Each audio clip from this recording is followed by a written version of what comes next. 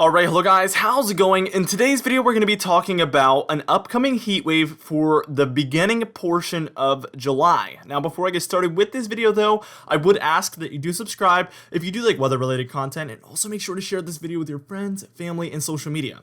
Now, also, I'd like to invite you to join our very exciting Discord server and also our very exciting Facebook group that's both going to be in the pinned comment down below, and I'd love to see you in those two groups.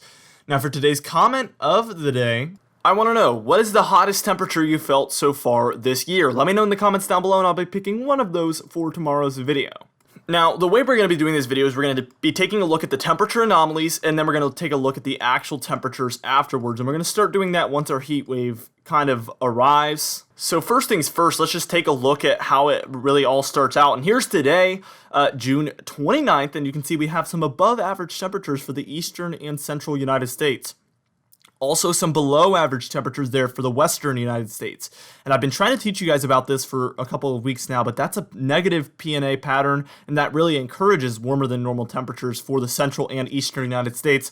Sure enough, that is what the look is here, so it all is pretty congruent with what I've been saying. Now, also, as we move towards Tuesday, June 30th at about 2 p.m., so this is going to be the high temperature, you see we keep those well below average temperatures for the western United States, and we kind of become more neutral for the eastern and central United States with some colder and some warmer than normal conditions.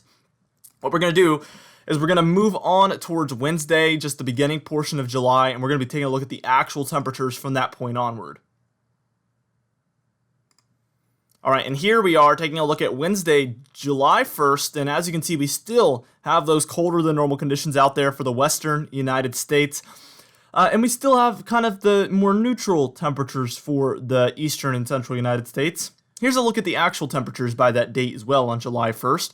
And as you can see, we have 90s basically for the south central United States and the southeastern United States, which is kind of near normal actually for a lot of these regions. Maybe some above average temperatures in some places like Oklahoma and Texas there, but it's pretty spotty at this point. Not really a heat wave yet. Let's take it to July 2nd, and you can see, well, we start to see more above average temperatures really begin to build in for the central and eastern United States, and we still have those below average temperatures out there in the west, and this is a classic negative PNA pattern, and sure enough, let's take a look at those actual temperatures. And now we're beginning to see those upper 90s become more widespread for Texas, Oklahoma, Kansas, Missouri, Arkansas, Louisiana, and then states like Georgia, South Carolina, North Carolina, and possibly even Virginia by the state as well. Again, this is going to be July 2nd. That's going to be a Thursday. What we're going to do is we're going to move on towards about July 3rd, and we're just going to take it day by day and watch how this heat wave progresses. Alright, and here we are taking a look at July 3rd, and this is going to be Friday afternoon, the high temperature, and as you can see, the blues out west are really beginning to, I wouldn't say they're as consistent by this point, but we are seeing the consistent warmth here for the central and eastern United States still. Let's go ahead and take a look at those actual temperatures once more, and mid to upper 90s is pretty much widespread throughout South Dakota, Nebraska, Kansas, Oklahoma, Texas, all of the deep south and southeast states, even up and down Virginia, the Delmarva, and maybe up into New Jersey and New York City as well. So we're seeing very widespread mid to upper 90s. This is going to be a classic heat wave signature, and I feel like honestly this is a time frame that it's very common for this time frame to have a heat wave actually during kind of the first week of July. I feel like throughout my weather experience that I've had over the last 10 years or so, this has been a very common time to have a heat wave like this. So this isn't completely out of the normal, but definitely it's above normal temperatures. So you're going to feel it, you're going to notice it, and it's going to be well above normal temperatures for most regions here. Let's go ahead and move towards July 4th. Obviously, I'm very excited for July 4th, the fireworks. I'm hoping some individual people still do a lot of fireworks, and it's still going to be an enjoyable experience for most people. Obviously, I think most gatherings have been canceled, unfortunately. However, hopefully there's still enough individuals who decide to do fireworks themselves. Like I said before, that should at least be exciting enough.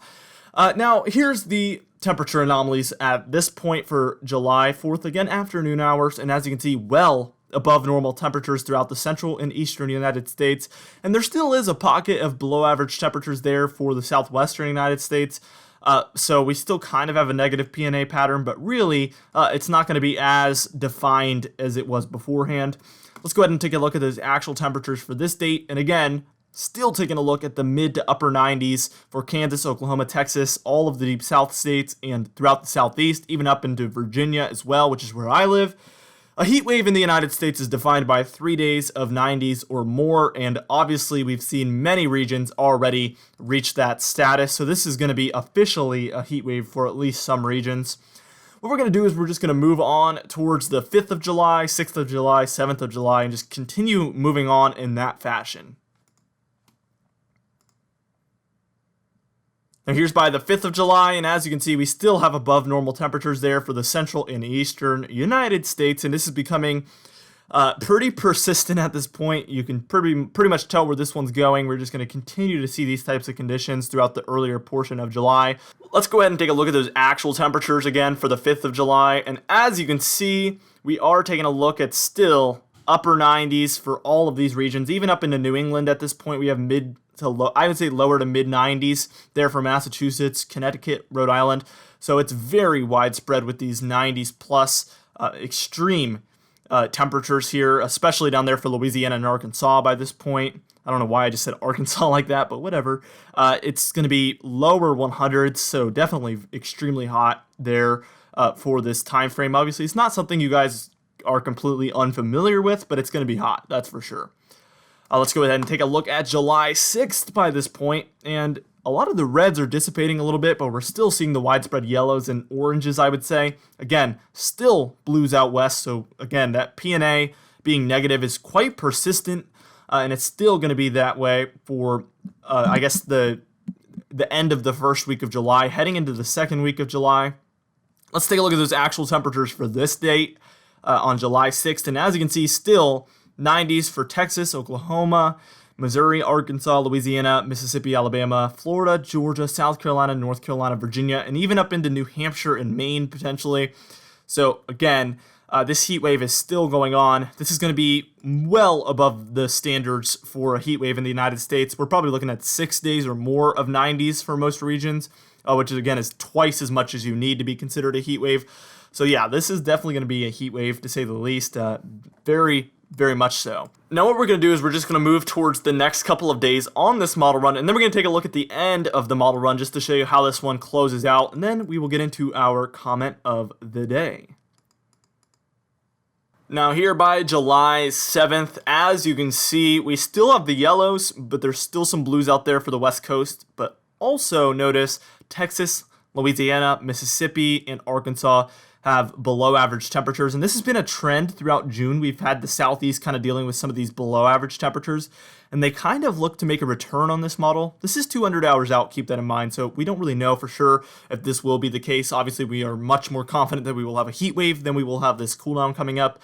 But at the end, towards the end of this model run, it does have this occurring, which is pretty interesting. Still, though, as we look at the actual temperatures, we would still be dealing with 90s throughout most of these pink regions here for South Dakota, Nebraska, Colorado, Kansas, Oklahoma, Texas, and most of the southeast states. So even if you're below average temperatures, you're still taking a look at some upper 80s, lower 90s. And again, as you can see, Virginia, North Carolina, South Carolina, Georgia, still dealing with those 90s. Very, very persistent here.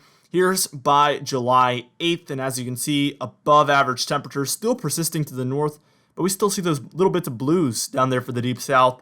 But overall, I would say it at least looks like through the 7th, we're going to see that heat wave and very warm temperatures persist. So I would say the first 7 days of July, you're taking a look at some very above average temperatures for the central and eastern United States.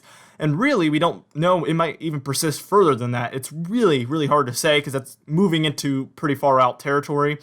You'll have to wait for our exciting July forecast, which is coming up in just a couple of days. I'm very excited to present that one. Let's go ahead and move on to the actual temperatures for this date. And as you can see, still 90s for the central and eastern United States, especially for in the southern portions of those regions. So yes, the heat wave will continue pretty much throughout at least the 7th, like I said before, possibly longer. All right, and then as we take a look at July 14th, which is moving towards the end of the model run, you can see it still shows above normal temperatures there for the eastern United States, and that would be very persistent if that was to occur through the first 14 days. But again, obviously the model's accuracy lowers as time moves on, so only time will tell. Obviously, we will have many, many more update videos for these types of events. Anyway, For today's comment of the day, I asked you guys what will happen with those 2 tropical invests in the Atlantic, and that was what yesterday's video was about. And Zero Connie said no, they will fizzle out. So she doesn't think, she or he don't think they will really pan out to be anything, and I don't think they will either necessarily. There's obviously the chance, but I don't really think they will turn out to be anything much. Anyway, guys, thank you so much for watching this video. Again, be sure to share this video with your friends, family, and social media. I will see you guys in the next video.